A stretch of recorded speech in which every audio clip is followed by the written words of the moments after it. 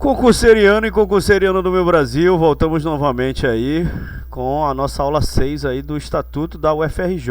Hoje a gente vai falar aqui dos departamentos, que é a menor fração da estrutura da universidade, beleza? Então a gente vai começar a nossa aula, lembrando que eu vou deixar 50 questões comentadas aqui embaixo do Estatuto para você poder treinar, ok? Então deixa eu sair aqui para não atrapalhar a aula de vocês e vamos começar. Então vamos dar continuidade aqui, vamos falar aqui do departamento, né? O artigo é o 19, vamos lá? Então vamos falar aqui do departamento. Deixa eu só ver aqui. Então vamos falar do artigo 19, né? Então o departamento, a menor fração da estrutura da Universidade Federal do Rio de Janeiro, para os efeitos de organização o quê? Administrativa, didático-científica e de distribuição de pessoal. A gente vai falar dessas três aqui, tá? Compreende disciplinas afins e congrega professores para objetivo comum de ensino, que é o quê? Pesquisa, né? Ensino, pesquisa e extensão.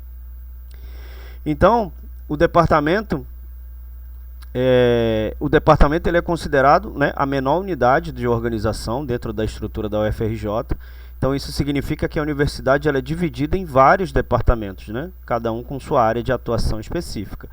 Então o departamento ele desempenha qual função, né? A gente vai falar das três áreas principais. Quais são? Administrativa, né? A administrativa é o quê? Quando ele fala aqui da administrativa.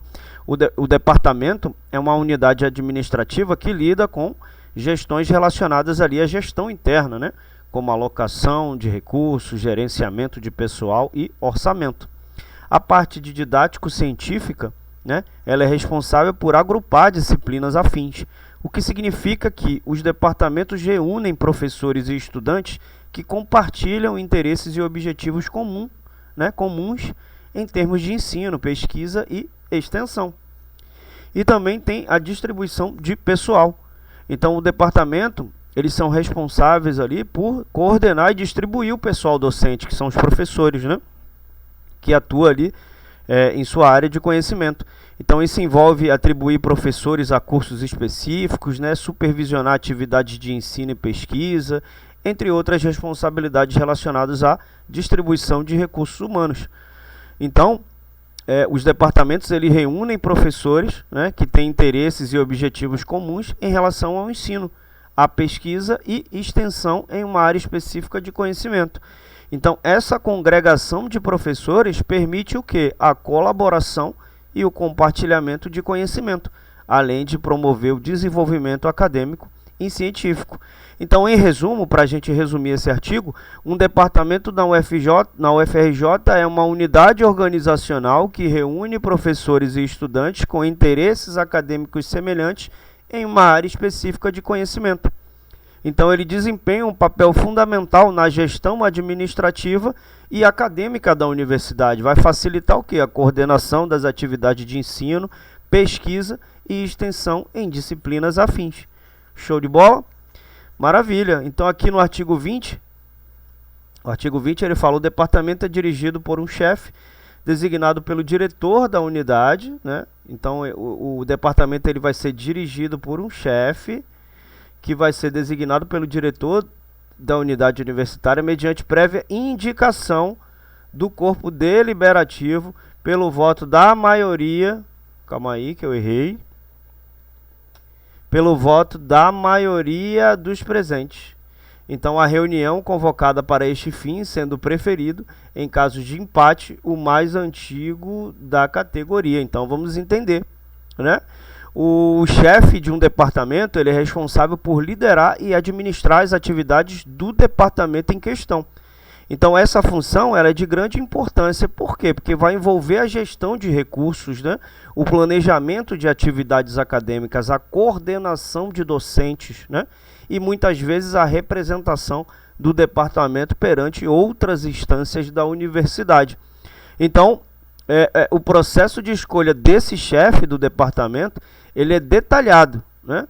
Ele foi detalhado nesse artigo. O que significa, né? Ele é escolhido pelo diretor da universidade, né, o diretor da unidade universitária, a qual o departamento está vinculado. Então, a escolha, no entanto, não é feita de maneira arbitrária, então existe uma segurança. Então, antes de ser designado pelo diretor, o chefe do departamento ele é indicado pelo corpo deliberativo do próprio departamento. Então, isso significa que os membros do departamento têm a oportunidade de sugerir nomes para o cargo de chefe. Então, a indicação do chefe ela é feita por meio de quê? De uma votação, como ele fala aqui, né? Uma votação pela maioria, né, dos presentes, pela maioria dos votos presentes na reunião convocada para esse fim. Então, é indicado, né? Aí, essa reunião que é convocada para esse fim é indicado como chefe, né? Então, qual o critério de desempate, né, que o texto fala? Caso de empate na votação, o critério de desempate ele é baseado na antiguidade na categoria. Então, isso significa que entre os candidatos empatados, aquele que tem mais tempo de serviço na categoria de docente, ou seja, é mais antigo na carreira, será preferido como chefe. Beleza? Show de bola. Então, o parágrafo 1, o que ele diz aqui para a gente? A chefia do departamento, exercida preferentemente em regime de tempo integral, e dedicação exclusiva caberá a professor de carreira do magistério, que a exercerá pelo período de 2 anos, podendo ser reconduzido até 2 vezes por igual período, né? Então, aqui, o que ele está dizendo aqui para a gente, né? O parágrafo 1, ele diz que a chefia do departamento, ou seja, o chefe do departamento, ela vai ser exercida preferencialmente em regime de tempo integral e dedicação exclusiva, né? Então, o chefe do departamento, ele tem que se dedicar exclusivamente à função, né? Então, a chefia de um departamento, ela deve ser exercida ali preferencialmente em regime de tempo integral, dedicação exclusiva. Então, isso significa que o chefe do departamento, ele deve dedicar seu tempo integral às responsabilidades da chefia, sem outras atividades profissionais concorrentes. Então, a chefia do departamento deve ser ocupada por um professor de carreira do magistério. Isso implica que o chefe ele deve ser um membro efetivo do corpo docente da universidade, né? Com o histórico ali de ensino e pesquisa na instituição. Então, o chefe do departamento ele é nomeado para um mandato de 2 anos. Esse é o período inicial do mandato, né? Então, após o término do mandato de 2 anos, o chefe do departamento pode ser reconduzido para o cargo por até mais 2 mandatos consecutivos de igual duração. Então, isso significa que um chefe ele pode ocupar o cargo por até 6 anos consecutivos, né? 2 mandatos de 2 anos cada um, né? Show de bola. Parágrafo 2. Nos casos de impedimento ou inexistência de professor nas condições referidas no parágrafo anterior, a chefia poderá ser exercida excepcionalmente por docente, que é professor, de outra categoria. Show? Então, aqui, esse texto ele vai falar o seguinte, aqui no parágrafo 2. Então, o que ele está dizendo aqui no parágrafo 2, né? Na verdade, eu já expliquei o parágrafo 2. Estou ficando até doido já. Então é isso, né? Então, após o término do mandato de 2 anos, o chefe do departamento pode ser conduzido para o cargo por até 2 mandatos consecutivos de igual duração. Aqui no parágrafo 2, o que ele fala aqui pra gente, né?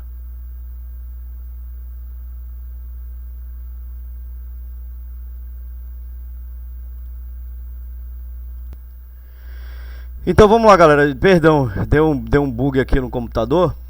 O parágrafo 2 eu vou repetir novamente, só para a gente recapitular, tá?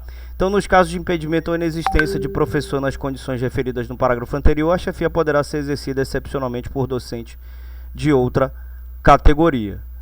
Então, nas condições normais, a chefia de um departamento deve ser exercida por um professor de carreira do magistério, né? Preferencialmente em regime de tempo integral e dedicação exclusiva, né? Então isso significa que o chefe, né, deve ser um professor efetivo, com dedicação integral à universidade. Beleza. No entanto, o parágrafo 2 ele prevê que em situações excepcionais em que não haja um professor nas condições mencionadas disponível para assumir a chefia, a função pode ser exercida por um docente de outra categoria. Então isso significa que em casos extraordinários nos quais não há um professor efetivo ou de carreira disponível, um professor de outra categoria, como um professor substituto ou um temporário, pode ser nomeado como chefe do departamento. Então essa exceção visa garantir a continuidade da administração, né, do departamento em situações que não seja possível nomear um chefe dentro dos critérios normais estabelecidos pelo Estatuto da UFRJ. Show? Aqui no artigo 21, o corpo deliberativo é composto pelos professores titulares, professores associados. Vamos explicar cada um deles. Professores adjuntos, professores contratados a esses níveis, além de um representante dos professores assistentes, auxiliares e contratados nestes mesmos níveis, representando do corpo discente, eleitos entre os alunos das disciplinas compreendidas no departamento e representantes do corpo técnico-administrativo na forma da legislação vigente. Então, o que esse artigo 21 ele está trazendo aqui para a gente? Vamos explicar na íntegra, assim, tintim por tintim, para você entender, né? Então, o corpo deliberativo ele é composto por quem? Ele é composto pelos seguintes grupos de professores: professor titular, professor associado, professor adjunto, professor contratado a esses níveis e finaliza. Isso abrange diferentes níveis de carreira e acadêmica, desde que os professores mais experientes até aqueles que estão em início de carreira ou com contratos temporários, tá? Além dos grupos mencionados acima, também há um representante dos professores assistentes, né, auxiliares e contratados nesses mesmos níveis. Então, isso garante a representação dos professores em estágios iniciais de suas carreiras acadêmicas. Beleza? Então, o corpo deliberativo inclui representantes do corpo discente, que são eleitos entre os alunos das disciplinas compreendidas no departamento. Isso permite o quê? Que os estudantes tenham voz nas decisões acadêmicas e administrativas do departamento, né?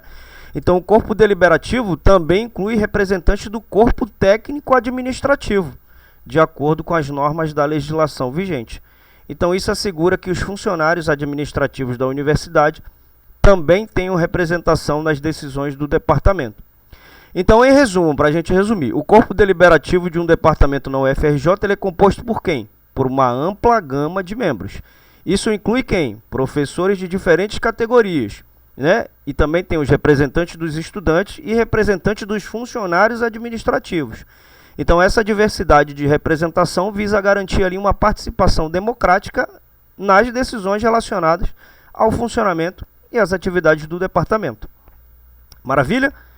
Então, aqui da classificação e das finalidades. Então, no artigo 22, das unidades universitárias, aqui a gente já está falando das unidades universitárias, né? Aqui a gente estava falando do departamento. Aqui são as unidades universitárias. Ela é dotado de estrutura técnica, isso aqui é importante, e administrativa, adequada aos seus fins, e são de dois tipos. Então, vamos entender o contexto. Então, essas são uma categoria de unidades universitárias que podem ser encontradas na UFRJ, faculdades, né, ou escolas. Então, ela vai estabelecer aqui unidades universitárias da universidade, que são dois tipos, faculdades ou escolas aqui no inciso 1. Né? Então, essas são uma categoria de unidades universitárias que pode ser encontrado dentro da UFRJ. Então, faculdades e escolas são responsáveis por oferecer cursos em áreas específicas de estudo, como faculdade de ciências sociais ou escola de engenharia. Então, cada uma tem uma sua própria estrutura administrativa e acadêmica adequada para o quê? Para atender as necessidades dos seus programas de ensino, pesquisa e extensão. Beleza? E tem também os institutos. Os institutos são outro tipo de unidade universitária da UFRJ. Então, eles também têm a responsabilidade de oferecer cursos e conduzir atividades de pesquisa e extensão.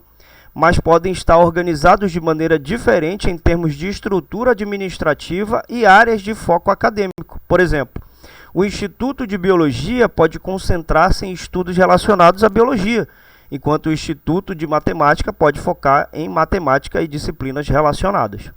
Show? Então, essa diferenciação entre faculdade e escola, né, faculdade/escola e instituto, permite ao UFRJ organizar suas atividades acadêmicas e administrativas de acordo com as características e necessidades de cada área de conhecimento, ao mesmo tempo, né, em que oferece ali uma variedade de programas educacionais e oportunidade de pesquisa para seus membros e estudantes. Maravilha? Show de bola, molezinha. Aqui no artigo 23, o que ele vai falar? Deixa eu tirar aqui. A faculdade ou escola destina-se à formação profissional, à pesquisa e extensão. Então, a faculdade ou escola ela também destina-se, né, à formação de profissionais, tanto na parte de pesquisa quanto na parte de extensão. Então, o parágrafo único ele vai falar aqui, ó, são suas finalidades a pesquisa, a extensão e o ensino nos ciclos profissionais de um ou mais cursos e atividades referentes à graduação, graduação e pós-graduação, referente à faculdade, né? Na forma do artigo 9º e demais dispositivos deste estatuto. Então, aqui, no parágrafo único, né, ele destaca que, além das funções gerais mencionadas, as faculdades ou escolas também têm a responsabilidade de oferecer ensino nos ciclos profissionais de um ou mais cursos, bem como atividades ali relacionadas à graduação e pós-graduação. Então, as escolas também têm essas atividades, né? De acordo, claro, com as diretrizes estabelecidas no Estatuto e em outros dispositivos regulamentares da UFRJ. Beleza? Então, em resumo, as faculdades ou escolas da UFRJ ela tem um papel fundamental na formação do profissional. Então, na pesquisa acadêmica e na extensão para a comunidade. Então, elas contribuem para o avanço do conhecimento em suas áreas de especialização e desempenham um papel ativo no desenvolvimento da sociedade. Aqui no artigo 24, o Instituto, ele destina-se, aqui a gente está explicando o Instituto, né? A gente está falando da faculdade de escola aqui, agora do Instituto. Destina-se primordialmente à realização da pesquisa básica, à extensão e ao ensino a uma área fundamental do conhecimento. Então, o artigo 24, o que ele vai falar aqui para a gente, né? O artigo 24, ele descreve as finalidades e funções dos institutos da universidade. Então, a gente vai analisar aqui essas disposições com mais detalhes, né? Pesquisa básica. Então, o Instituto ele tem como uma de suas funções principais a realização de pesquisas básicas, que ele está falando aqui, ó, pesquisa básica.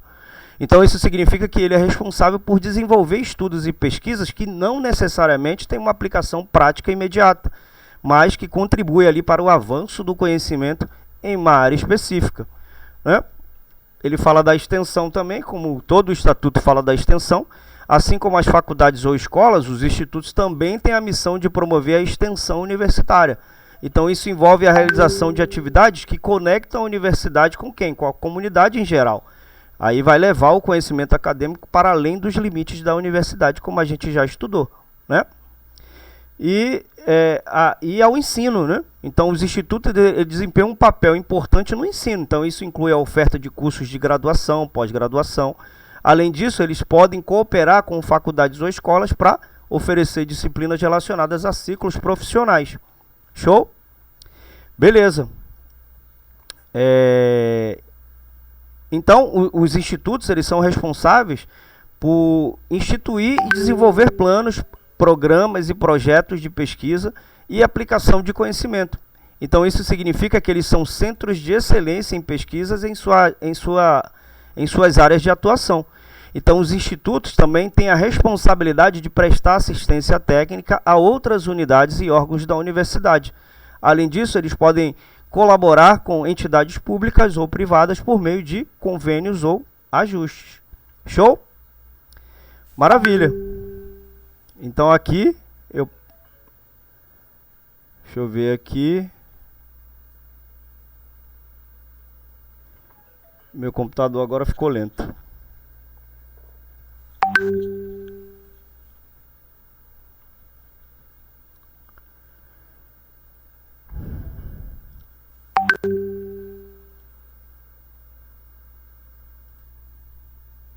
Então, vamos dar continuidade aqui. Agora meu computador resolveu funcionar. Então vamos dar continuidade aqui.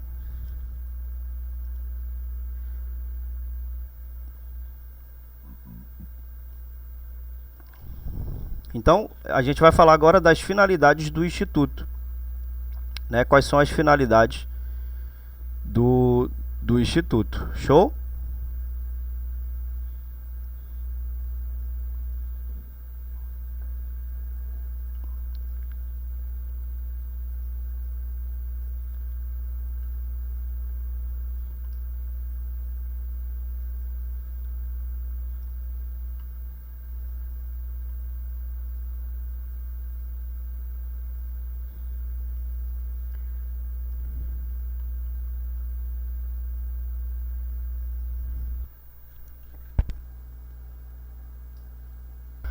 Então vamos seguir o fluxo aqui, porque meu computador hoje resolveu me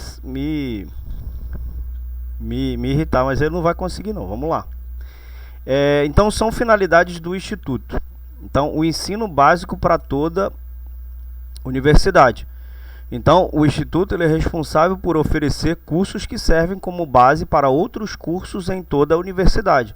Então isso pode incluir disciplinas fundamentais que todos os estudantes da universidade precisam cursar, independente ali da sua área de estudo. Tem também a realização de cursos de graduação e pós-graduação, que a gente sempre está falando, né? Então, além do ensino básico, o Instituto ele oferece cursos de graduação e pós-graduação. Então, isso significa que ele pode conceder diplomas de graduação, que é o bacharelado, e pós-graduação, que é o mestrado ou doutorado, né, em sua área de especialização. A finalidade do Instituto também é o ensino em cooperação com faculdades ou escola de disciplina de ciclo profissional. Então o Instituto pode colaborar com outras unidades da universidade, como faculdades ou escolas, para oferecer o quê? Disciplinas que sejam específicas para determinados ciclos profissionais. Isso significa o quê? Que mesmo que sua principal ênfase seja na pesquisa básica, o Instituto ele pode contribuir para a formação, né, profissional de estudantes em áreas específicas, né, em colaboração com outras unidades acadêmicas. Aqui, no caso do 4, a instituição e o desenvolvimento de planos, então, são finalidades do Instituto, a instituição e o desenvolvimento de planos, programas e projetos de pesquisa e de aplicação de conhecimento. Então, nesse caso aqui, significa que o Instituto ele tem a responsabilidade de conduzir e promover pesquisas em sua área de especialização. Então, além disso, ele deve desenvolver programas e projetos que apliquem o conhecimento gerado por essas pesquisas de maneira prática e útil. Então, essas pesquisas e programas podem abranger uma ampla gama de tópicos e podem ser, né, conduzidos em colaboração com outras unidades acadêmicas, né, instituições públicas ou privadas e até mesmo em nível internacional. Show? Beleza, aqui no 5, a assistência técnica a outras unidades e órgãos da universidade, bem como mediante convênio ou ajuste a entidades públicas ou privadas. Então o Instituto ele deve fornecer assistência técnica e expertise em sua área de conhecimento para outras unidades e órgãos dentro da própria universidade. Então, além disso, ele pode celebrar acordos e convênios com entidades públicas ou privadas para oferecer assistência técnica e colaborar em projetos específicos que beneficiem a sociedade em geral, né? Então, é mais ou menos isso aí, galera. Hoje a gente vai ficar por aqui. O computador hoje quis me sacanear, mas ele não conseguiu. Então, a gente vai cumprir essa meta, beleza? Eu peço desculpas aí se houve algum erro na comunicação aí, se houve algum delay aí na comunicação, beleza? Então, lembrando que você tem 50 questões aqui embaixo, você pode acessar o link da Hotmart, pode comprar direto da Hotmart ou acessa o link também do meu WhatsApp que vai ficar aqui na descrição. Show? Muito obrigado pela atenção de todos, espero que vocês consigam atingir seus objetivos e tchau!